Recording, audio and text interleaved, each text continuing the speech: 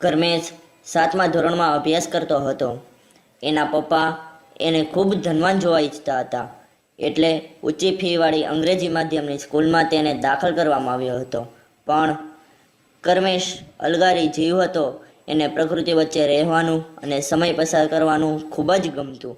વહેલી સવારે અભ્યાસ પતાવી એ નીકળી પડતો કુદરતની ગોદનો આનંદ માણવા માટે.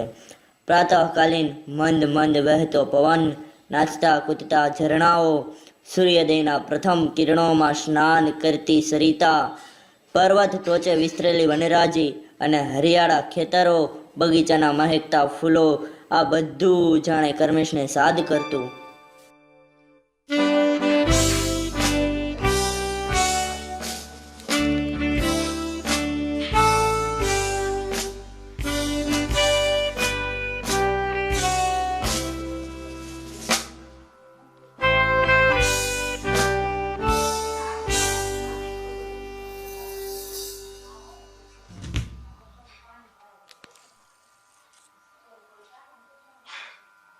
પપ્પા, તમારે જે પાર્ટી ગોઠવવી હોય તમારી રીતે ગોઠવો, પણ મને જે રકમ આપવા ઈચ્છતા હો તે આપી દો. હું મારો જન્મદિવસ મારી રીતે જ ઉજવું. હા, તમારી વૈભવ પ્રદર્શન વાળી પાર્ટીમાં હું હાજર તો રહીશ, પણ એક પૂતળાની જેમ.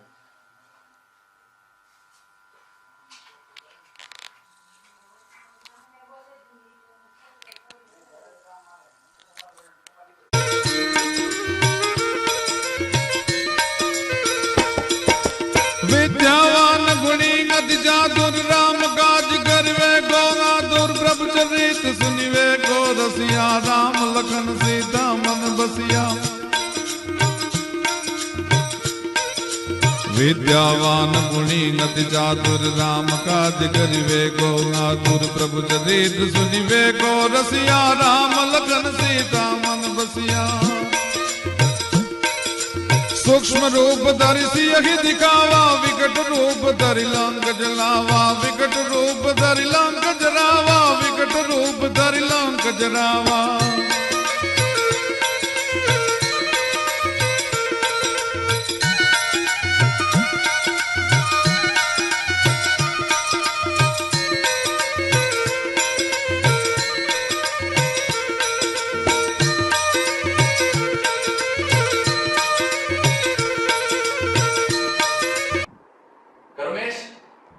આજે તો તારો જન્મદિવસ છે, ભણવાનું બંધ રાખવું છે?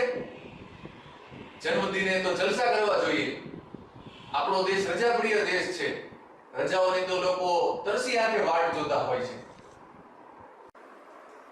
સર, જન્મદિવસ એ તો જિંદગીનો એક મહાન દિવસ છે. આ દિવસે ભણવાનું માંડી વાળાનો વિચાર સુધા કેવી રીતે કરી શકાય? આપ મને ભણાવવા આવો. પાર્ટી તો મારા પપ્પાએ 8:30 વાગે રાખી છે, જેથી આપણે આજે 2 કલાક અભ્યાસ માટે ફાળવી શકીશું. આવા ભણતર ઘેલાઓને પહોંચી વળવું મુશ્કેલ છે. હું ભણાવવા ન જાઉં તો બીજા વિદ્યાર્થીઓ થેન્ક યુ સર કહેતા, પણ કર્મેશ ડબલ મજૂરી કરવાની વાત કરે છે. કોણ જાણે મોટો થઈને કર્મેશ કેવો નીવડશે.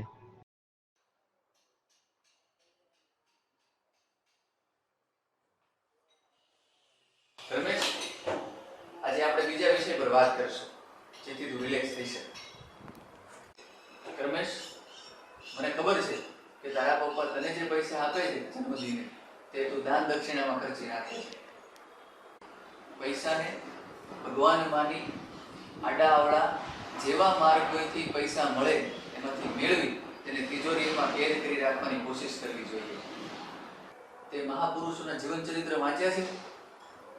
આદર્શોના પગલે ચાલી જીવનભર તેઓ ભિખારી જ રહ્યા છે. એટલે તારા આજના જન્મદિન નિમિત્તે પ્રતિજ્ઞા કર કે તું નૈતિકતા, નેકી અને ત્યાગની ભાવનાઓ ભૂલી પૈસા એકઠા કરવાનું જ સ્વપ્ન જો. આજે હું તને પૈસા કમાવાના રહસ્યમય રસ્તાઓ શીખવીશ. ઓકે સર, મને 5 મિનિટ રજા આપશો? અરે, હું તો તને 50 મિનિટની રજા આપવાનું કહેતો હતો, પણ તું માન્યો જ નહીં. નિરાતે જઈએ, હું આરામ કરું છું. સાંજે તારા જન્મદિનની પાર્ટીમાં ભરપેટ જમીને જ ઘરે જવાનું છું. આમ તો આમંત્રણ કાર્ડમાં તારા પપ્પાએ મારા એકલાનું જ નામ લખ્યું છે, પણ હું કુટુંબનો વડો છું એટલે મારામાં આખું કુટુંબ સમાઈ જાય.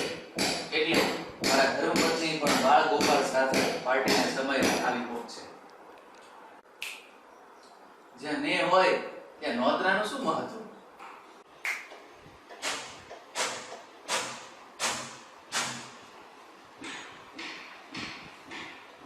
કર્મેશ, તું તો ભારે ઉતાવળિયો. દરેક કામ હેઠાઈએ કરવા જોઈએ. સર, આપની વાત સાચી છે. આજનું કામ મેં ઉઠાઈએ જ કર્યું છે. લો આ 2000 રૂપિયા મને ટ્યુશન આપી એની ફ્રી. સર, આપને હું મારી જવાબદારીમાંથી મુક્ત કરું છું. સર, માફ કરજો. નાના મોટે મોટી વાત. પણ શિક્ષકનું કામ પોતાનો વિદ્યાર્થી નિયત કઈ રીતે બને એ રીતે કરવાનું છે. પોતે સદાચારી તો તેનો વિદ્યાર્થી પણ સદાચારી બને એ રીતે જોવાનું છે. આપે મને બેઈમાનીપૂર્વક પૈસો કઈ રીતે ભેગો થાય એ શીખો, જે મને લેશ માત્ર પણ પસંદ નથી. બેઈમાનીના પાઠ નથી શીખવા પડતા, એ તો માણસ વગર મહેનતે જ શીખી જાય છે. પરસેવો તો ઈમાનદારીના પાઠો શીખવા માટે જ પાડવો પડે છે. આજે આપે જેટલું મને શીખવ્યું એટલું પૂરતું છે. આપણા ગુરુ શિષ્યના સંબંધ આજે પૂરા થાય છે. Good bye sir.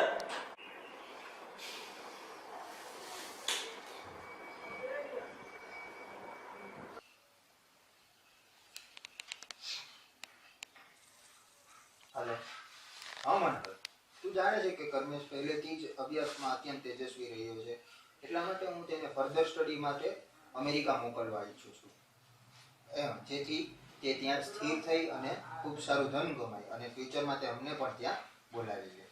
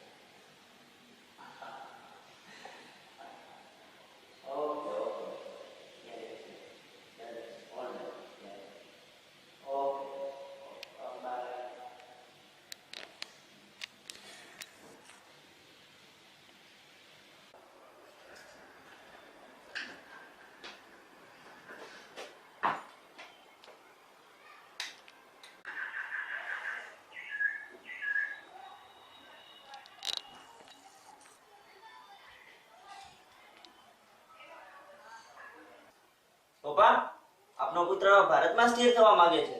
હું પૈસા પાછળ પાગલ નથી અને પૈસો મને ખરીદી પણ નથી શકતો. એટલે જ વિશેષ લાયકમાં ફસાયા સિવાય હું સ્વદેશ આવ્યો છું. આપણે ગર્વ થવો જોઈએ પિતાજી. મને તારા જેવા જસ્કેલ દિમાગવાળા પુત્રનો પિતા હોવાનું ગૌરવ માનવામાં સહેજ પણ રસ નથી. અને જો તું હજુ મારું માની અમેરિકા ચાલ્યો રહે તો તારું આગળમાં સ્વાગત છે. નહીં તો નહીં તોનો જવાબ આ છે.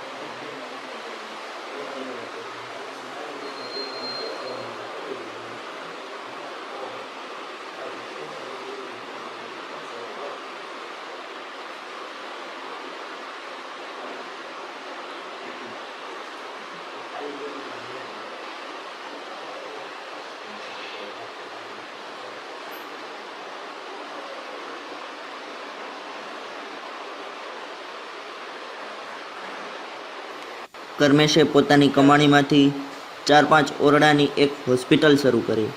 એના મિત્રોએ પણ આ સેવાયજ્ઞમાં માનદ સેવાઓ આપવાનું વચન આપ્યું અને કોઈની પાસે હાથ લાંબો કર્યા સિવાય સર્વ હિતાર્થ હોસ્પિટલ શરૂ કરી.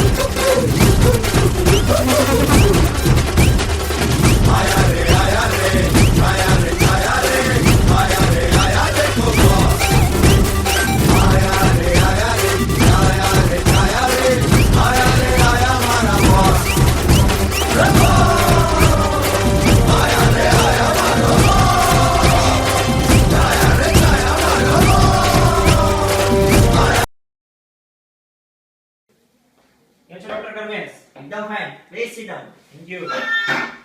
ડોક્ટર કર્મેશ, તમારા જેવો બાવસ ડોક્ટર આવી ખાબોચે જેવી હોસ્પિટલ ચલાવે તે મને જરાય મંજૂર નથી. આ લ્યો આ કરો ચેક અને આમાં જેવતી રકમ લખો અને મારા નામની એક શાનદાર હોસ્પિટલ બનાવો. અને તેને કેમ અટકી ગયા મુરબ્બી? હું કડવી મીઠી તમામ પ્રકારની વાત ખૂબ આનંદપૂર્વક સાંભળું છું. વાત આનંદની જ છે. હું હોસ્પિટલની સાથે તમને મારા ઘરના જમાઈ પદે સ્થાપિત કરવા ઈચ્છું છું. મારી દીકરી રૂપરૂપનો અંબાર છે. તમારી અને એમની જોડી ખૂબ જ જામશે. શેઠ, આપની ઉદારતાની હું કદર કરું છું, પણ દાન મને ખપતું નથી. હું અમેરિકાથી જે પૈસો લાવ્યો છું તેમાં ધીરે ધીરે કરીને હોસ્પિટલનો વિકાસ કરીશ. હું નામ માટે કામ નથી કરતો. કોઈની આતરડી ઠરે એ જ મારા માટે અબજોની કમાણી છે. ઉત્સાહમાં આવીને ખોટી આવી આદર્શની વાત ના કરો ડોક્ટર. તમને લક્ષ્મી અને ગૃહલક્ષ્મી બંને સાથે મળવાની તક છે. લક્ષ્મી જ્યારે ચાંદલો કરવા આવી હોય ત્યારે મોં ધોવા ન જવાય. સમજ્યા? મારી પાસે લક્ષ્મી પણ છે અને મેં ગૃહલક્ષ્મી પણ શોધી જ રાખી છે. 1 વર્ષ પહેલા અનાથાશ્રમના વહીવટદાર સમૂહનાથ ગુજરી ગયા છે. તેમની દીકરી કેતકીને અનાથ હાલતમાં મૂકીને. એ વાતની મને ખબર પડતા હું કેતકીને અહીંયા જ મારી જ હોસ્પિટલમાં નર્સિંગ આસિસ્ટન્ટનું કામ શીખવા માટે લાવ્યો છું. એ અહીંયા જ મેટ્રોની સાથે જ રહે છે.